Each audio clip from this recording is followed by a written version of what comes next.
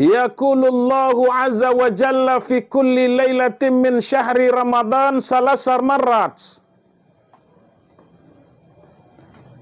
Dalam setiap malam di bulan suci Ramadan itu Allah azza wa jalla itu selalu menyeru kepada hambanya dengan 3 seruan.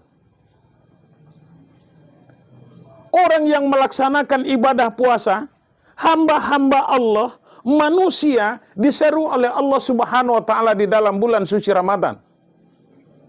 Ada 3 model seruan Allah Subhanahu wa taala di dalam bulan suci Ramadan itu. Apa yang pertama? Hal min sa'ilin fa'u'tiyahu su'alhu. Siapapun orang yang meminta kepadaku, kata Allah Subhanahu wa taala, maka aku akan perkenankan apa yang dimintanya.